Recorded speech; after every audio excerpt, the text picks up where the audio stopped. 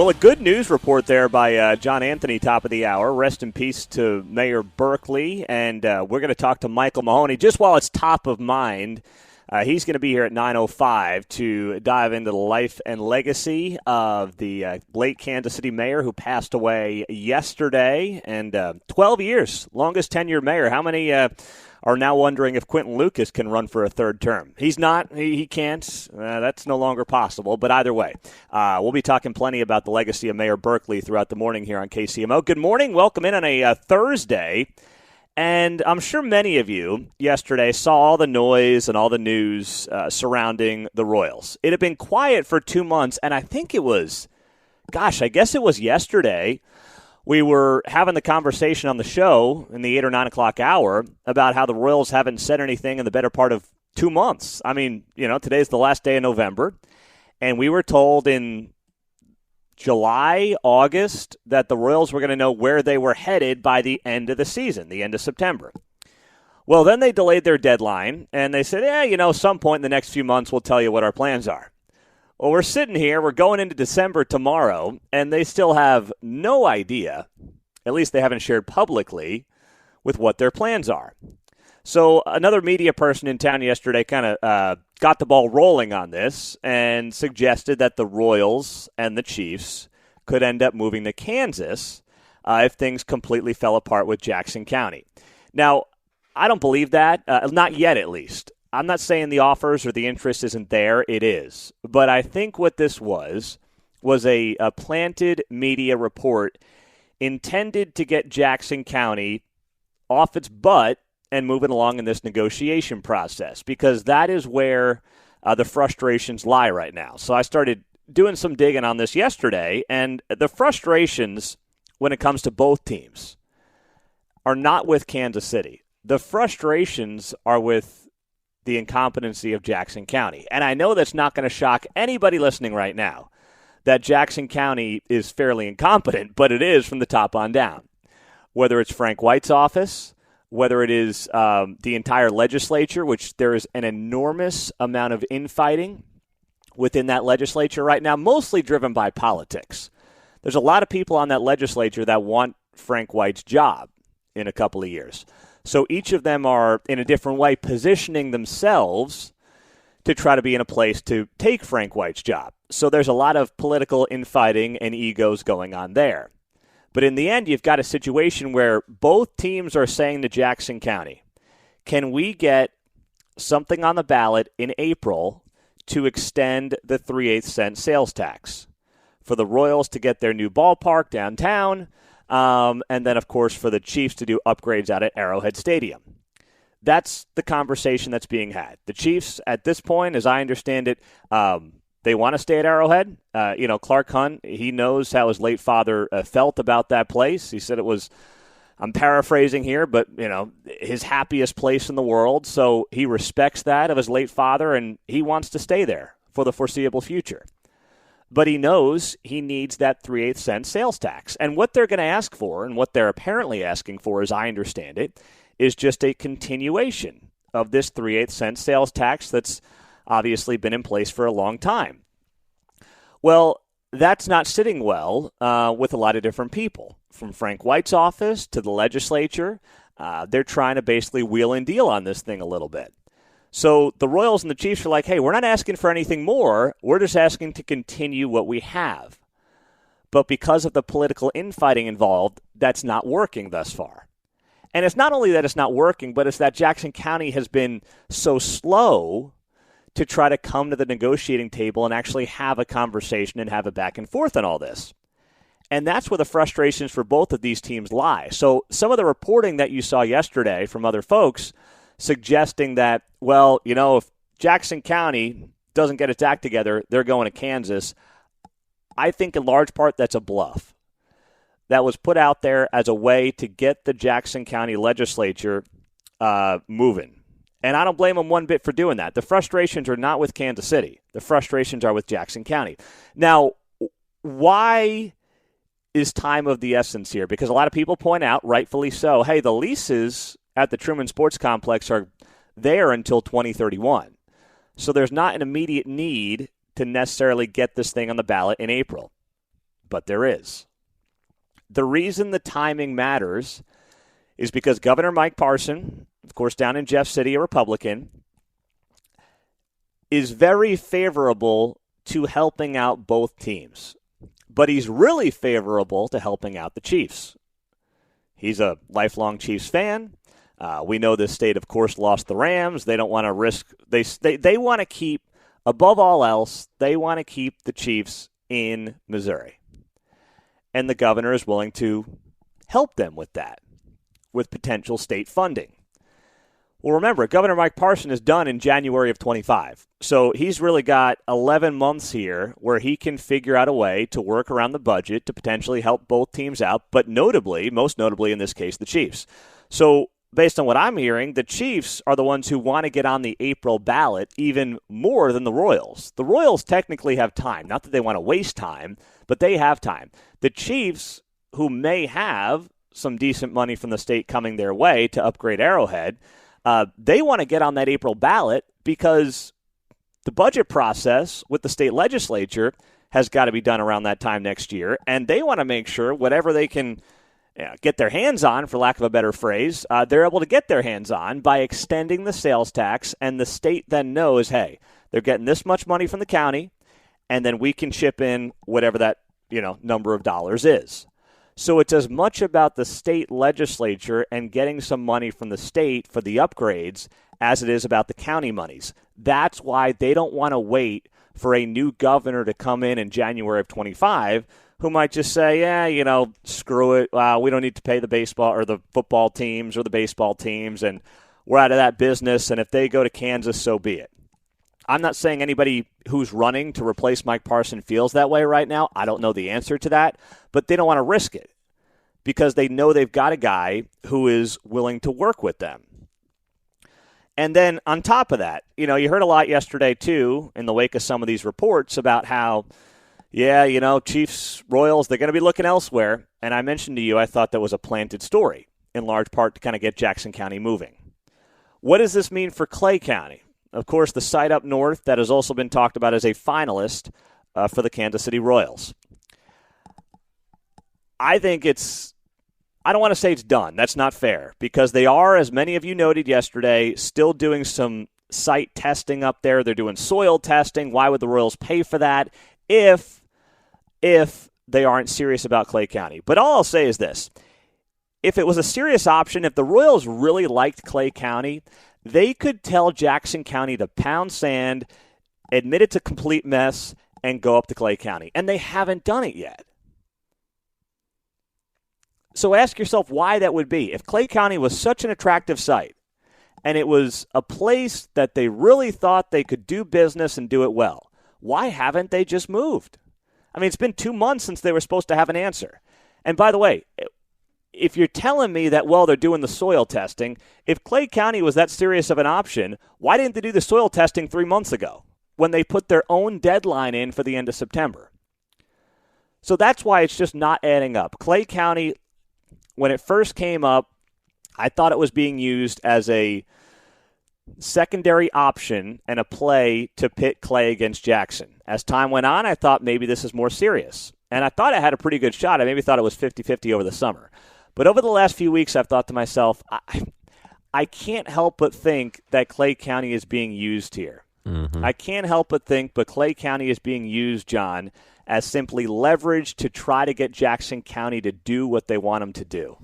Maybe they were waiting on the soil testing to get a coupon in your value pack envelope, where you can get your garage door and your gutter. They were just looking for a discount, but nothing came. They wanted to get that flyer in the mail. John Sherman personally wanted that in his mailbox, right? So maybe that's what they were waiting on. Well, and don't forget, too, that, Clay County told the Royals that we're not doing a full penny sales tax.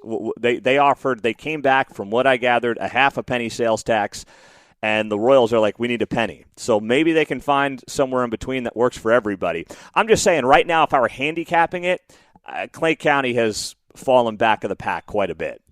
But this is going to be one to watch and one to follow, and we're going to have on Sean Smith. He's a Jackson County legislator at the bottom of the hour. He'll be here in 20 minutes, try to get the county side of this. And then, of course, the mayor of Kansas City, who's here every Thursday morning at 7:30.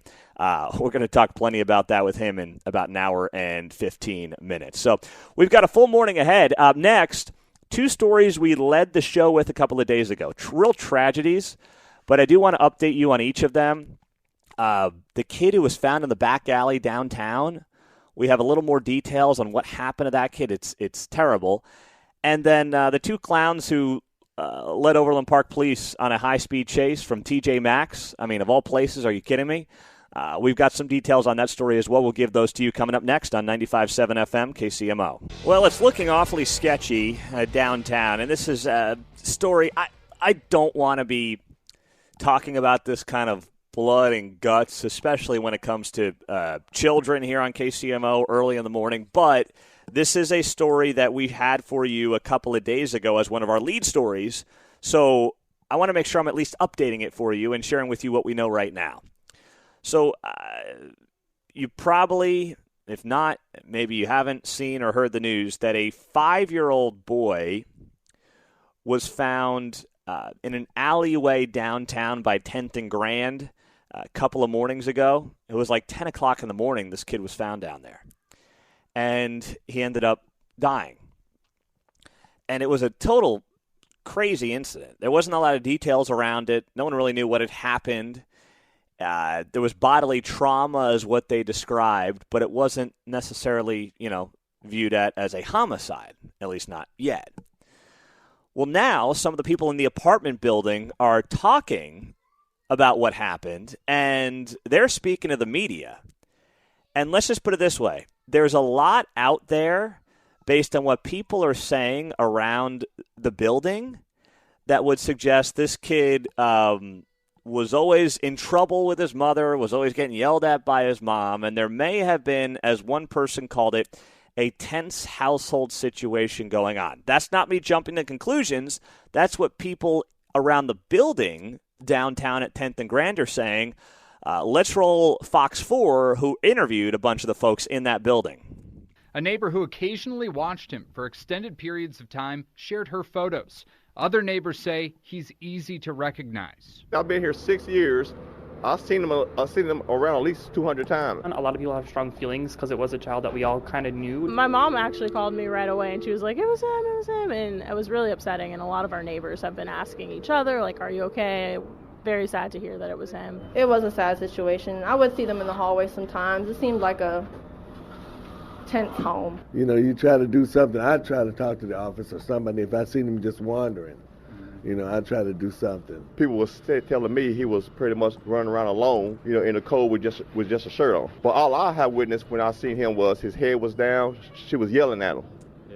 Always, just yelling at him. Neighbors who know Grayson say they are eagerly awaiting more information from police because they have a lot of questions about how he fell. It's a little bit concerning. I hope it's nothing like that, but just a little bit worrisome. I hear two different stories. But I didn't believe the first one that everybody fell out. I said, how could he, I have problems lifting up my own window, That's why I said, I feel bad about, any kid. I don't necessarily know the full story. I don't think anyone will, besides, who actually did it and what happened. I hope they have the security footage and are able to figure it out that way. But it's very jarring.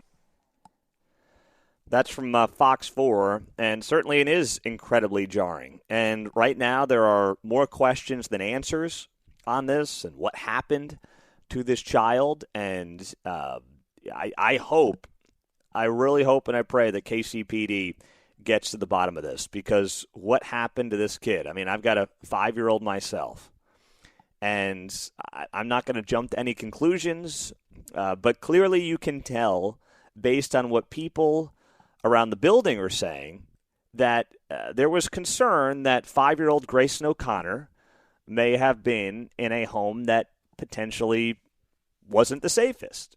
You can hear that in the voices of not just one tenant, but multiple tenants in that building.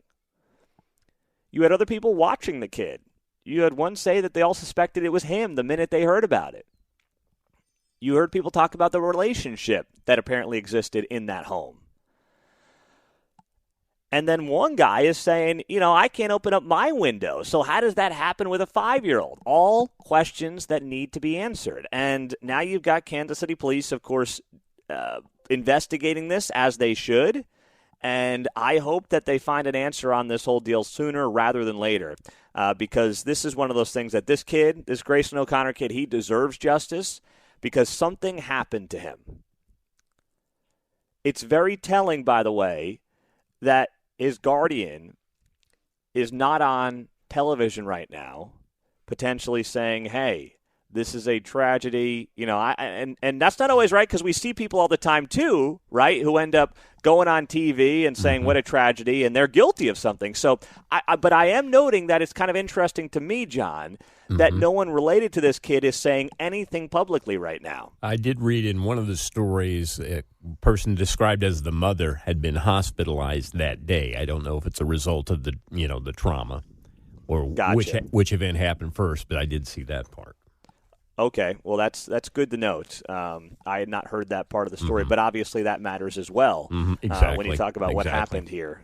And I just, it's just terrible what happened to that kid, no doubt about it. Now, meantime, over in Overland Park, we told you about this a couple of days ago, and this was also a scary situation right around rush hour. I want to say it was Monday afternoon, where a couple of women have now been charged with felony theft. And they're being held on $1 million bonds after they allegedly robbed the TJ Maxx in Overland Park. I mean, my goodness, of all places, you're going to lead people on a high-speed chase from TJ Maxx? Are you kidding me? Investigators said the theft led to a police chase, which, of course, ended up in that car crash near 119th Street and Blue Valley Parkway. So 3 women were involved, but so far the DA has only filed charges against 22-year-old Cheyenne Kennedy and Inez Easley. So those are the two right now who are in custody. Kennedy's facing 7 total charges, 5 of which are felonies. 2 counts of reckless aggravated battery causing great harm, 1 count of aggravated battery with intentional harm. And then Easley's facing felony counts for identity theft, interference with law enforcement, theft of less than $25,000, and 2 counts of misdemeanor theft. So that's where those 2 stories stand right now. Of course, we've been following them all week long, but it resulted in, innocent people there at 119th Street and Blue Valley Parkway getting hit after that high-speed police chase coming up 69 Highway from a freaking TJ Maxx of all places. My goodness. Next, Sean Smith is going to be here, Jackson County legislator. We'll get the county perspective on what is going on with these Royals negotiations. He will be here next on KCMO 95.7 FM. I thought it was funny when Sean Smith asked me, and I think he knew the answer, but he said, I don't think you're a Jackson County resident. I said, no. We've done a lot covering the disaster that is the assessments, of course, on this show. And listen, I've been incredibly sympathetic for thousands of you who have been dealing with the debacles in Jackson County. Used to be a Jackson County resident, but no longer. Obviously, if I was, I'd be sharing a little more details on some of my issues because it seems like everyone and anyone has gotten screwed. Not that Johnson's, doing a lot better. They got their own issues, but obviously there is no debacle right now on a local government level quite like Jackson County. From Frank White on down, all the way to the assessments, of course, that have been taking place over the last few months, and we've covered those pretty extensively. So speaking of that and some of the issues there in Jackson County, this comes from Tony's Kansas City, and, this is a report from Tony, and some people will say, oh, this is just a blogger report. Tony's right on a lot of what he reports on his website. So he's reporting here that Gail McCann Beatty, who is the county assessor, right, who has overseen one of the worst assessment processes that we've seen, not just locally, but around the country. We've had real estate experts come in and say, I've never seen anything as screwed up as what's going on in Jackson County. Heck, we've had some of you call into the show this week. We had a guy on Tirade Tuesday point out that he appealed his assessment. He got it down, I want to say, to half of what it was. And then they still sent him a bill for the original price. They didn't even give him the bill of the readjusted assessment for his property taxes. You get your assessment, then the property taxes are done off of that, John, and the guy got totally screwed. Yeah, and it's just that we already issued that amount, so you're going to have to go ahead and pay that amount, and then, I don't know, something refund, right? Yeah, we'll try to get you a refund by 2027. They tell you get a discount rate, send you the old bill. Oh, pay the old bill anyway. Yeah, that's mighty generous. It's kind of like when I get new contact lenses. They always give you like a little sheet to get a $20 rebate, and I'm all about the rebate, but if it takes me 2 hours to get a $20 rebate, I'm not paying myself $10 an hour. Not at all. Now, for property taxes, I might do it, but still, you're going to have to wait how long from this incompetent county to get a refund on a bill you shouldn't even have to pay? That's what's going on. So where is Gail McCann Beatty? It's kind of like where in the world is Carmen Sandiego? Remember that old game back in the day, Mark? I'm sure Mark was a big Carmen Sandiego guy. Oh, yeah, big fan. But big fan on Windows 98. Yeah. So Gail McCann Beatty, per Tony's Kansas City, was on a cruise, or is on a cruise, but the report here from yesterday is was on a cruise today instead of at her budget committee hearing for funding next year. How does that happen? How do you have the woman who is in charge of what has been a fiasco at the county level reportedly being on a cruise instead of being at her budget committee hearing based on everything that's gone on with her department over the last few months? How does that happen? To me, it's arrogance. It's not caring. It's not worrying about the optics. And it's feeling like, you know what, my job is safe. When you get to the point, when anyone gets to the point where they think they are bigger than the corporation, bigger than the operation, bigger than the business, you got a problem on your hands. And frankly, I think Gail McCann Beatty thinks she is bulletproof. And why wouldn't she feel that way? Exactly. It is her let them eat cake moment.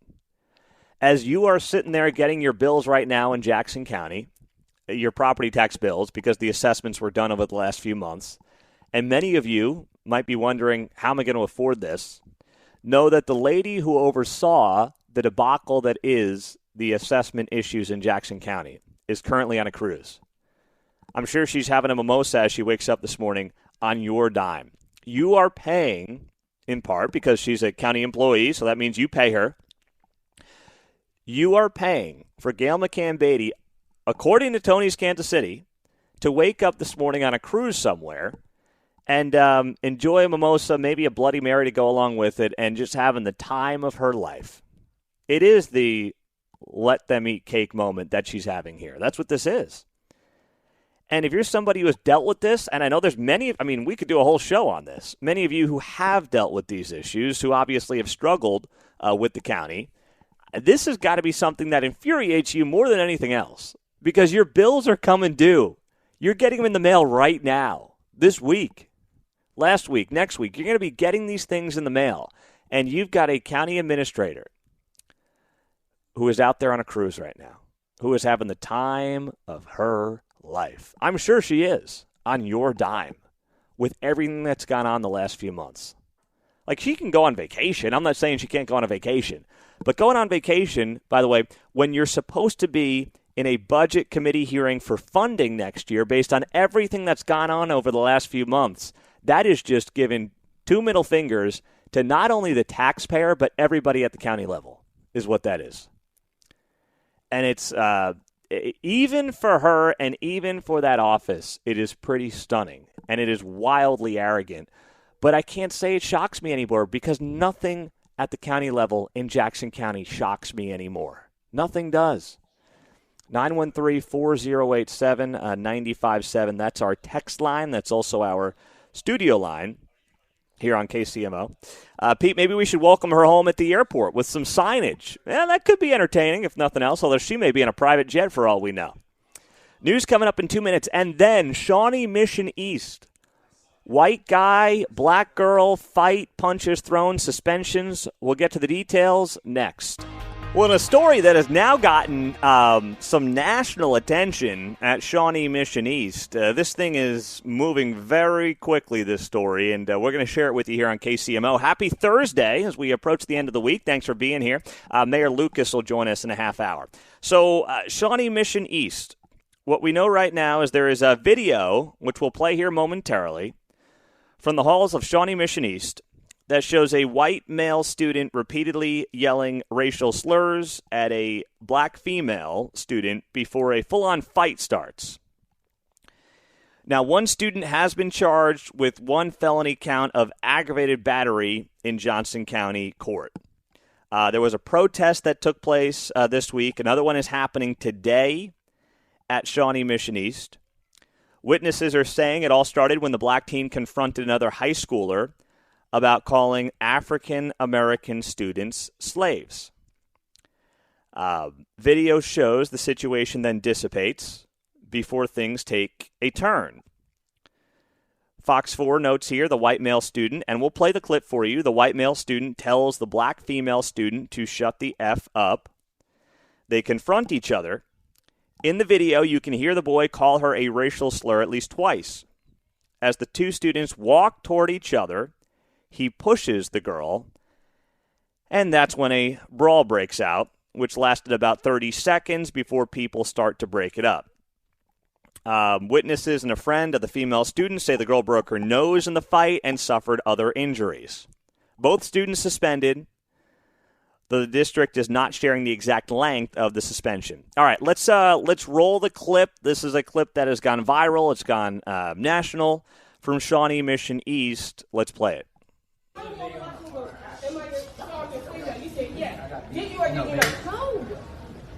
Okay, you lying. No, I'm gonna get on you. Why'd you go get on? Sorry. Get her in. No, she didn't. Because that's true. Because not one person. Yes, it is true. Was you there? Who else on the There's not just one. Multiple people. There's also people that don't put it in there. We were all here. Don't put it me. I didn't say no. What? Okay, you can walk away. I think it's better for you to walk away. I didn't say it. So. Okay, why are you walking away and trying to talk to me? Why don't you come back here? Man, shut up. Oh, who said that? Me.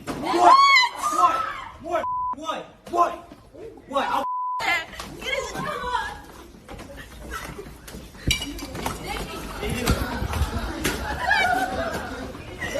Hey, somebody go get this thing.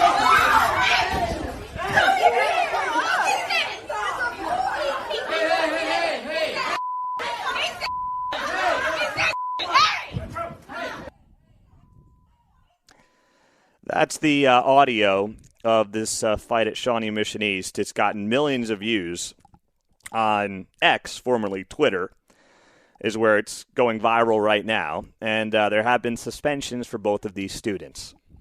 Now, there's not a lot to say when it comes to any man, any boy hitting a female. I mean, it doesn't matter. There's no buts there. I mean, unless you are seriously under attack with some kind of weapon, there is no excuse for any of that. And you can see the video for yourself. I mean, it's really inexcusable. And there's no gray area when it comes to this guy hitting this woman. There's just nothing. I mean, she could have said the worst things in the world to him. I don't care. You don't do it. It's not controversial. Not a hot take. That's just not what you do. I think we're all on the same page as decent human beings on that. But here's what's being talked about in some of our local media. Toriano Porter for the Kansas City Star, Al Sharpton wannabe, he writes here in the Kansas City Star, he spoke to the family of the young woman. And what he is suggesting and what he is saying is that essentially anything that she did is excused and she should not have been suspended. As I understand it, based on his article, she returned to class yesterday after a 5-day suspension. And what they're saying and what he's suggesting here is that she should have suffered no consequences in any of this. And that's not right either. Now, it's not about her, but if you watch the video, there's a lot of emotions on both sides. and no one is trying to calm anything down. Now, they're kids, so you understand, when kids are getting emotional like this, there's no one with an adult brain to say, hey, cool off, pump the brakes, let's talk about this like adults. They're not adults, they're kids. And another sidebar of this is why kids are talking to each other about slavery and the divisions that continue in this country. People who claim they're trying to make us more unified based on race are actually dividing us by race. But once again, that's a sidebar of this story. You still have to, even if you, and every normal person should say, hey, this girl wanted to stand up against somebody who was talking about slavery. She can do that. This kid then, based on the video we have right now, clearly out of line. It's not like it's one of those videos where, we need the full context of the video, right? It's really not that kind of a video. And I will share the video, Mark, if you don't mind, putting it up on the KCMO Talk Radio Facebook and Twitter page, just so people can see it for themselves and judge it for themselves. That way we're not just talking about it and you're just hearing it. You can go see it on the KCMO pages, and we'll just present it without any commentary, and you can view it for yourself. But when you have a situation like this, you still have to punish people, even if they were less wrong, probably the best way to put it, than the perpetrator, the guy. You still have to punish them because you can't have people taking swings at each other in the hallways. You can't have people getting worked up over racial issues and yelling at each other and calling each other names like that and then leading to fights in the hallway. There still has to be some type of repercussion here, even if somebody else was more wrong than you. See what I'm saying? You just can't have it be like, he was really wrong, so therefore what you did was less wrong, therefore no suspension for you. It's kind of what it reminds me of is in the Summer of Love 2020, we had the protests on the plaza, right? And what happened? The Kansas City, Missouri City Council dropped charges against anybody on the plaza at that time because they were sympathetic to the cause. You can't have that. You can't. You cannot legislate that way. You cannot punish people or not punish people based on whether or not you are sympathetic to their cause and their side. And based on the video we have right now, everyone should be sympathetic to what happened to any young woman who's getting, punched at a school. But it doesn't mean you just say, hey, okay, fine, you were on the receiving end of that. It's all good. No suspension for you. 913-408-7957. That's the text line and the studio line here on KCMO.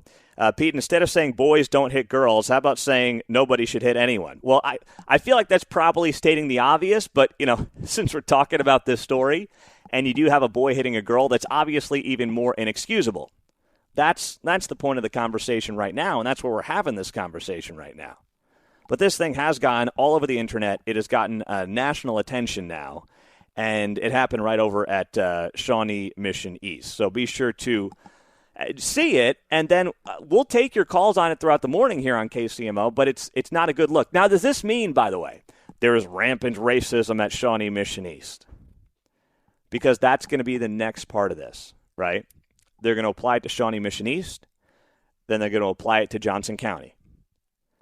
That's always how this goes. Take an isolated incident and extrapolate it against an entire community. That if it hasn't happened yet, that's going to be the next here. Shawnee Mission East is going to be called inherently racist. It will then go to, the towns that go to Shawnee Mission East. It will go to Johnson County. That's where this is going to go next as this continues to gain steam and get more attention locally and potentially nationally. And that is going to be wildly unfair, but that's always in this situation where certain people want to take the conversation. Just like they want to tell you when a cop does something wrong, it means all cops are bad. All cops are not bad. You got 750,000 of them who wake up every day to keep us safe around the country. But if one guy does something horrific, it's an indictment on 750,000 people in this country. That's exactly where this, unfortunately, I think is going to go, and we got to get ahead of it. 913-408-7957 as we hit 7:15 on 95.7 FM KCMO. The mayor of Kansas City will be here in 20 minutes. We'll be talking to him about the Royals and much more on KCMO. Well, the video is up on the KCMO Talk Radio Twitter and Facebook pages. I just retweeted it from the KCMO account at Pete Mundo. You can see it there, and it's gotten millions of views. Shawnee Mission East. A fight broke out over a racial discussion, and that led to a white boy punching a black girl in the face multiple times. Both have been suspended.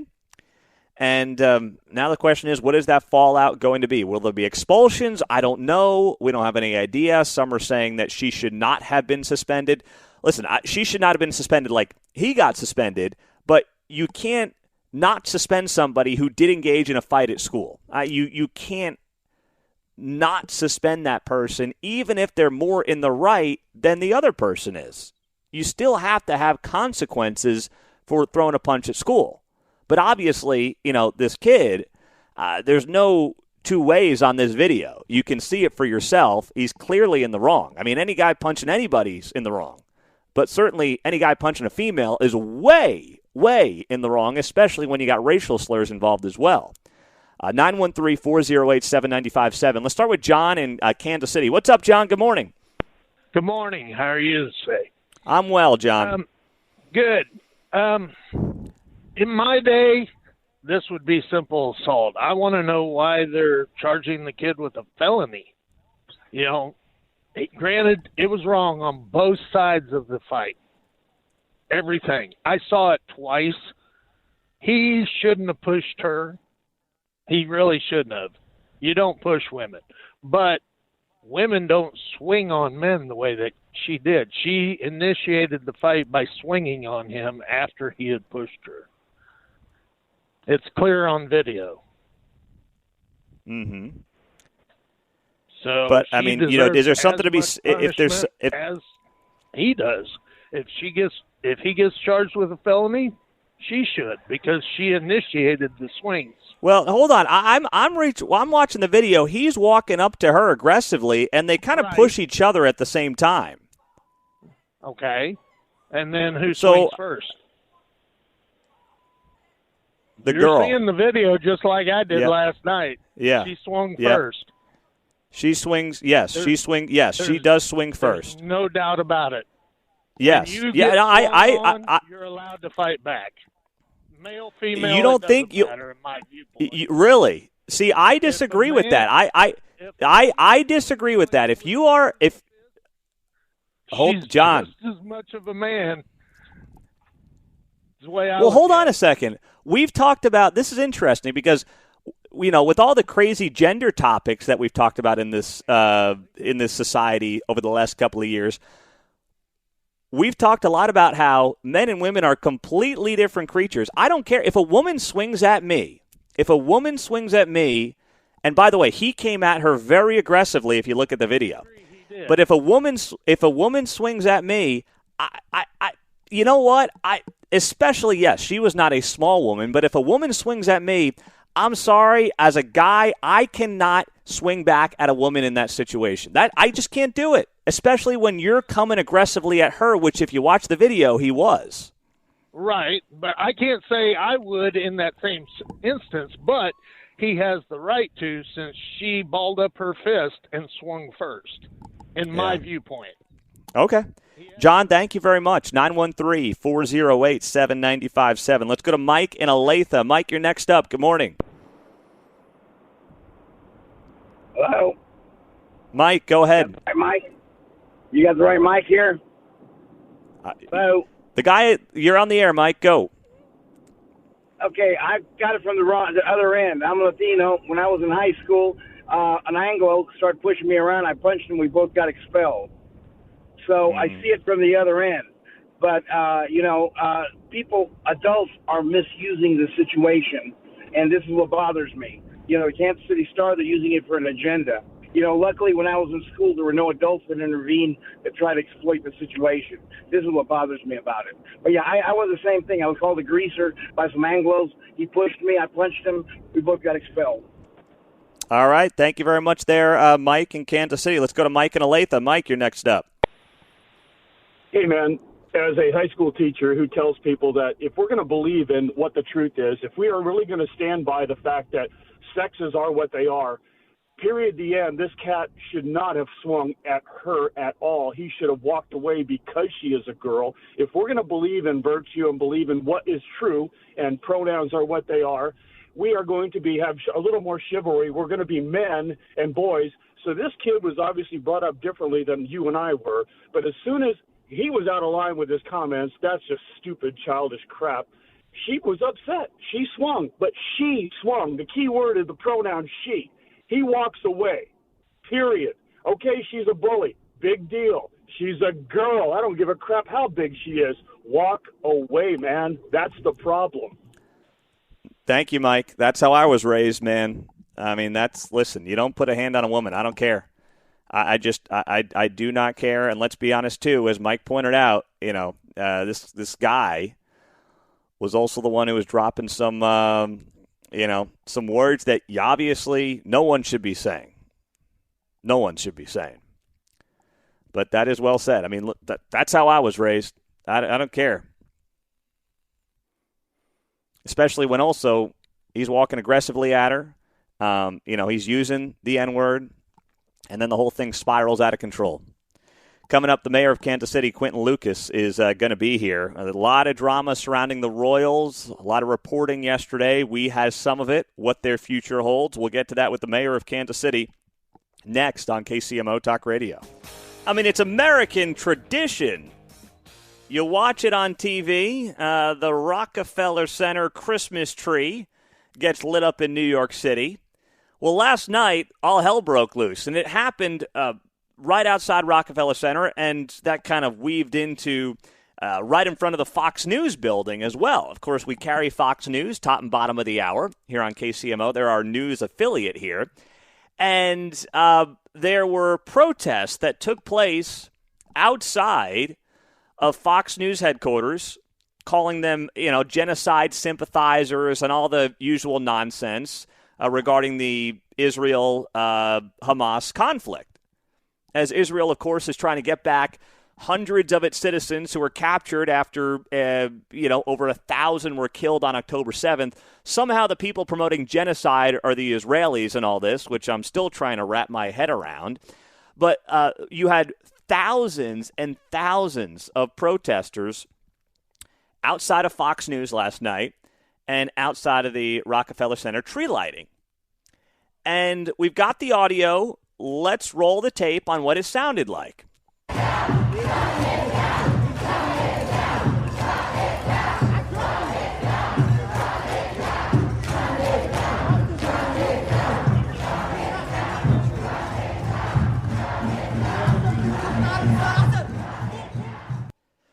Well, they were chanting "Shut it down" at the Christmas tree. By the way, you're really owning the Jews by yelling at a Christmas tree. That's definitely, something that makes a lot of sense. But anyway, the signs are up. Victory to the Palestinian resistance. Workers.org were the folks paying for these signs that were all over Rockefeller Center. You had protesters take over the streets in Midtown Manhattan when the New York City police ended up pulling back. And that was, as I'm watching a lot of these videos last night on social media, here's what saddened me. Cops basically threw their hands up and said, you know what, screw this. I mean, they did their job, but they also just kind of backed off. Because they know they don't have the backing of prosecutor's office, the mayor's office there in that city, even though, of course, the mayor of New York City was a former NYPD guy. They don't have the support. They did make some arrests, but you had thousands of people in the streets last night. And the broader picture is this. This is what happens when you have unchecked immigration in any country, but especially here in the U.S. This is what you get. That's not an anti-immigration comment by any stretch. That is about having an immigration policy that makes sense, that makes sure you're bringing in people who are going to assimilate to America and want to make sure that they are part of living the American dream. And there's not a perfect way to do it, but I know this much.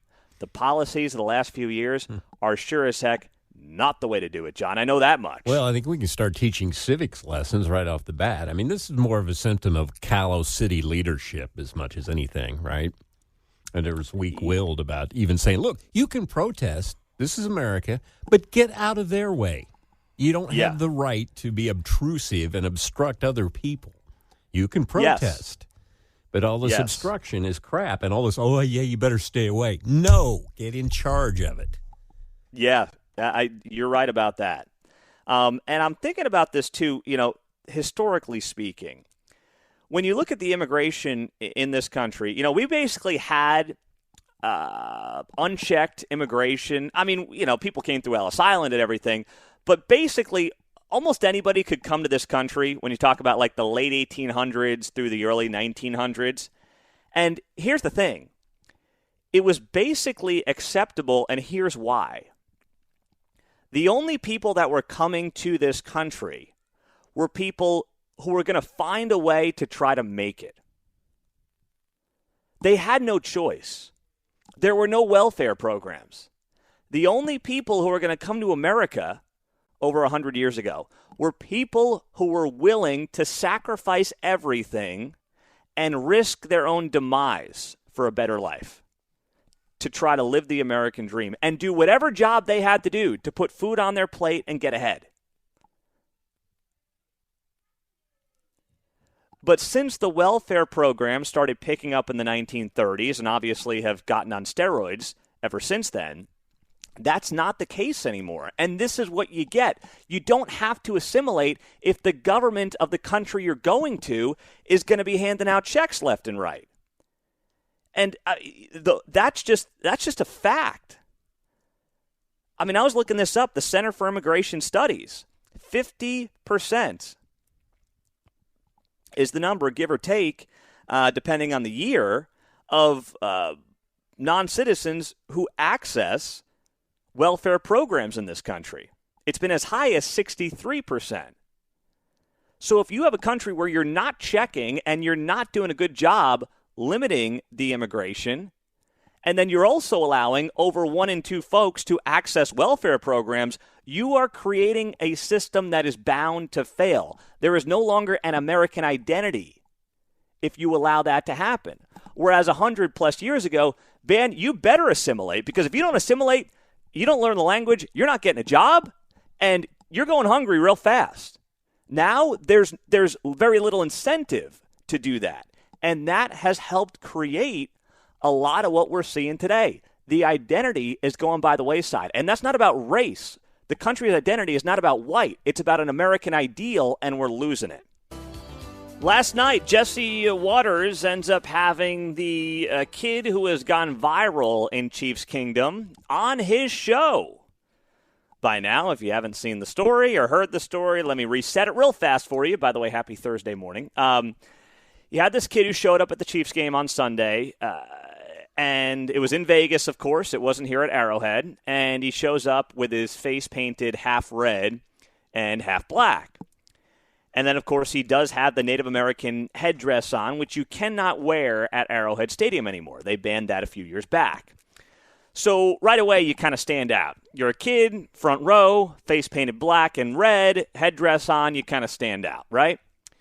Well, the kid ends up going viral because CBS shows him on TV, and they only show him from the right side of his face.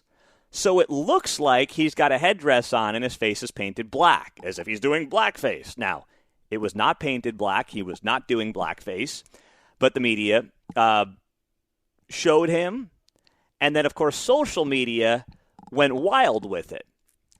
And then there was the article that showed up on Deadspin, which is a no good, far left, everything's racist hack operation that kind of mixes sports and culture from a far, far, far left perspective. Everything's racist.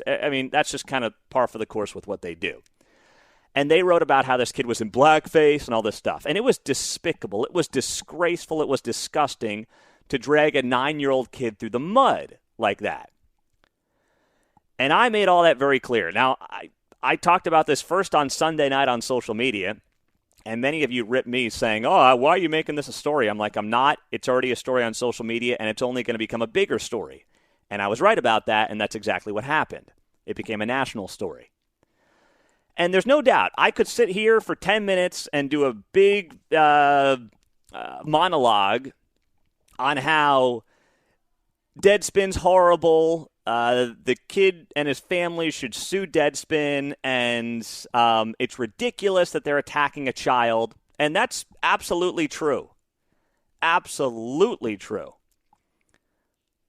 But two things can be true at once. As I have said since Sunday night, and I stand by it, and last night only made me believe it more. The parents did not do a good job protecting their child. Why? Knowing full well that you're in the front row of an NFL game, and you're dressed in headdress, which, by the way, you can't wear at Chiefs games anymore, so you kind of stick out, is asking to be put on TV and then asking for social media and, God forbid, media at large to try to ruin your life.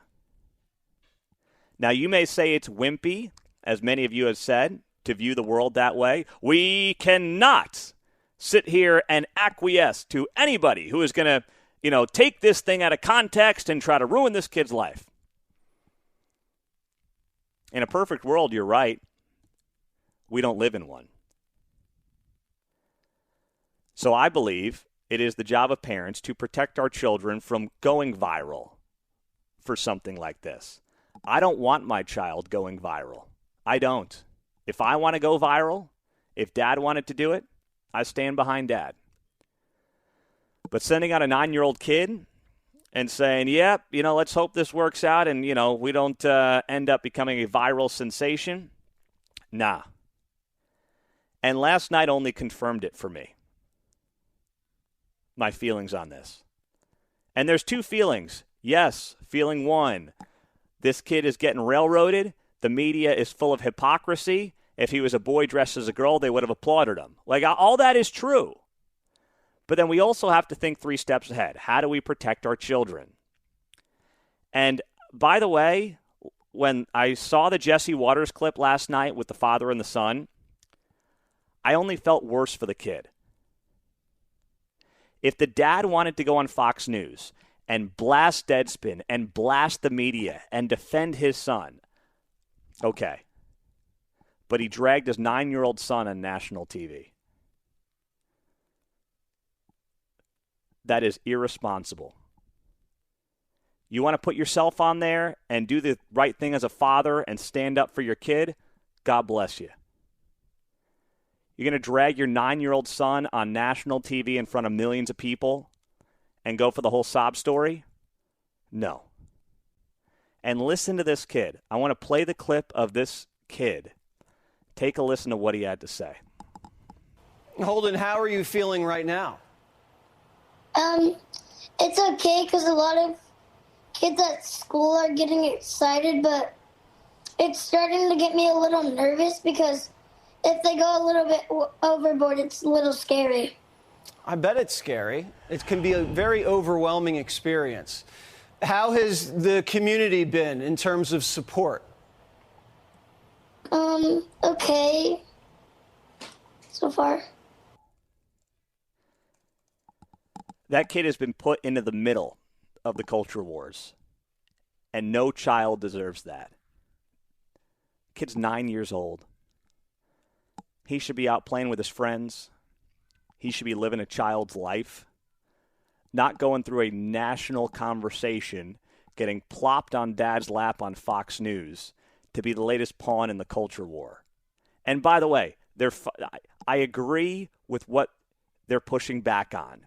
The hypocrisy and the insanity of a kid showing up to a headdress that has sent people into a tizzy and calling this kid a racist who, yes, does have Native American blood. That is ridiculous. And the father's right to point all that out. But then he should have been the one in the front row with a headdress on his head with his face painted to then, if he wants to go viral, if he wants to prove a point in the culture wars, I will stand 125% behind him. This kid does not need to be in the middle of this. None of our children do, regardless of which side you're on. And what do we say all the time about people who are using their kids as pawns on the left side? We say leave the kids out of it. Kids should be playing in, playgrounds. They should be just being children. They should not be trotted out like props in the latest culture war. So two things can be true, and this has been my point since Sunday. When it comes to how this kid has been treated, everything about it is wrong. Everything about it is hypocritical. But it was avoidable, and now when you get invited on Fox News, here's what I would have said if I was the father. I'll go on Fox News. I'll stand up for my family. That's what a man does. I'm not putting my little kid on my lap. And what are the words he's using? Nervous, scary, overwhelming. How's the support been so far? It's been okay so far. Kid doesn't deserve this. No kid does. Even if you defend him as I do and you sympathize with him as I do. We got to leave our kids out of this. This is not a controversial take, and there's two ends to this story. There is the media hypocrisy. There is the way this kid's been attacked that is wrong, but there's also the job of the parent, and nobody else has brought up this story and this end of it. Everyone's just doing the whole, I think the kid's a racist. No, the media sucks. I mean, I guess I could do that, but I think that this audience is the smartest audience and wants to have a little deeper of a conversation than simply going a mile wide and an inch deep. And I think that the parenting side of this is one worth having. And by the way, until I became a parent, I wouldn't have thought about this side of the story. But having a 5-year-old and a 2.5-year-old and a third one on the way, you view the world differently. And you think, okay, if I was a parent, what would I do? How would I handle this? And that's been, for me, the big takeaway over the last few days. We protect our children. We leave our kids out of these things. 913-408-7957, 913-408-7957. As we roll through the 8 o'clock hour on KCMO, Mike Mahoney, KMBC, is going to be here just after 9 to talk about the legacy of Mayor Berkeley after his passing.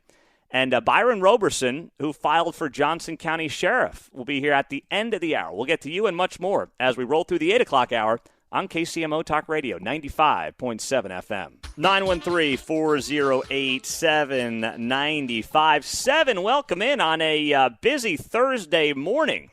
Got a lot we're still going to be getting to throughout the morning. Byron Roberson is running for Johnson County Sheriff, and that is going to be that might be more interesting than anything in the 3rd District. Like Sharice Davids, maybe she'll draw a decent opponent. I don't know.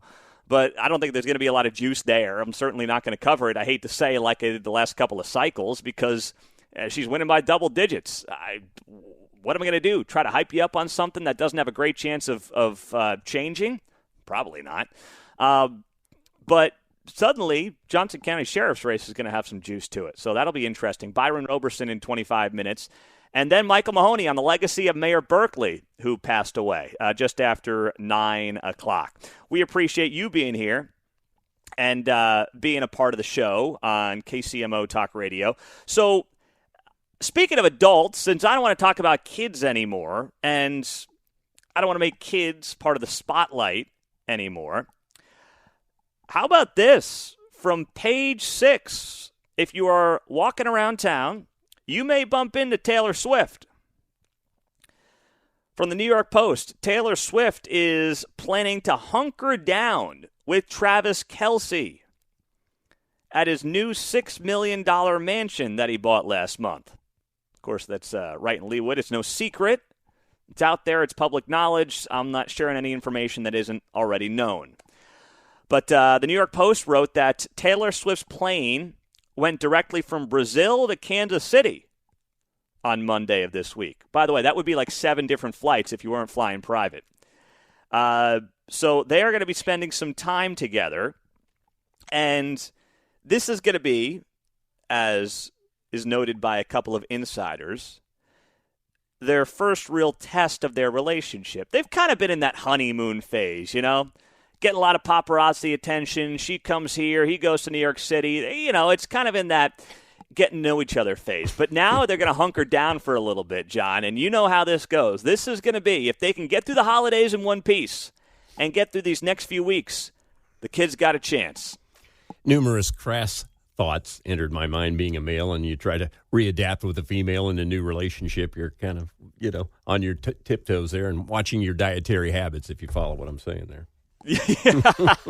Well, I hope Travis Kelce's doing that anyway in the middle of the football season, Well, for sure, but sneaking one out there every once in a while, like, whoops. Yeah, well, apparently now we can sit outside of Trader Joe's and see what he's buying. Mm-hmm. I think I might do that. Just make sure he's not buying any crap. I want to make sure that Travis is keeping himself healthy here over the next few weeks of the season. That's what I'm trying to keep a tab on. Whatever he got, it's gone. I think all the fans went in there, ooh, Travis likes the pizza snacks. Let's get those. Yeah. I'm sure there was some of that. Yeah. So the New York Post says that Taylor Swift and Travis Kelce are going to spend the next few weeks at his new place here in town. And the insider tells the New York Post, up until now, it has been time snatched as they both have had busy schedules. But Taylor is still smitten with Travis. She realizes the hard work is in their relationship is about to start as they will be spending weeks at a time together. So she's off until February. So they're going to have some time. So I don't know. Is she going to be popping up at the Bills game coming up in a week and a half? If she's in town, she's got to be there. Oh, and I don't know who's going to get more excited for that, the Swifties or Tony Romo. I mean, Tony Romo, or I don't know if Tony Romo is going to be more excited by Taylor Swift or Dolly Parton. I think Tony is still taking a cold shower after he saw Dolly Parton on national TV on Thanksgiving last week looking like $1 million. And Bill O'Reilly. I think Tony's actually more excited about Josh Allen, honestly. Tony does have a weird fantasy for Josh Allen. I don't know. He better come in fully loaded next week because between Mahomes and Allen, I mean, Tony is going to be off his rocker. I'm glad I'm going to be at the game so I don't have to listen to Tony just spout nonsense nonstop for 3 hours because it's going to be a tough listen. I didn't know if you saw a comparative story. I don't even remember which Taylor boyfriend this was, if it was most recent. But anyway, it was the idea that between the two of them, they only went to her place and his place, and she likes that Travis is out and about. And it's more like, when you're dating Harry Styles, no pictures. And you're dating Travis Kelce, it's like, move. Yeah. Out of the way, move. So she likes. Are you saying that she likes the fact that he's a man's man, basically? That maybe animated that, but the point that he's out and about, and they don't have to they're not hiding behind the walls, here and at her compound and that kind of stuff. He's like, he's got the Chevelle. We're going down to get some Trader Joe's, Well, I think that. Listen, I think that Travis. I'm not insinuating that this is in bad faith. I think that God willing, he really likes her, and he's viewing her as somebody he could spend the rest of his life with.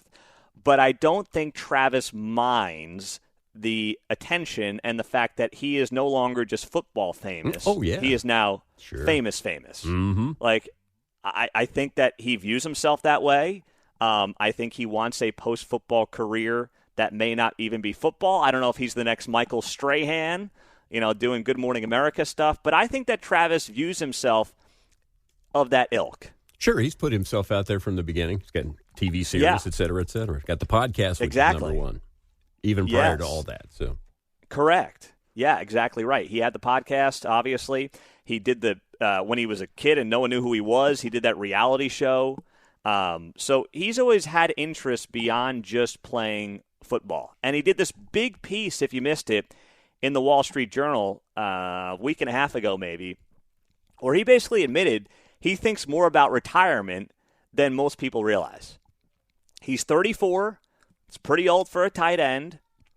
I think if you get 2 more years out of him, that's a success. but I do think his mind is wandering in different directions, and that's okay as long as he performs on Sunday. That's all right. We all have different interests that pop up, and our lives change, and our interests change, and our habits change. But we got to I want at least another year and a half out of this guy, top level. That's what I'm hoping for. And in the meantime, maybe camp outside of Trader Joe's. You might see Taylor walking in and buying some, pre-made sushi rolls or something like that, since now she's going to be here for the next few weeks. So that should be fun. We'll be following that on KCMO Talk Radio. 913-408-7957.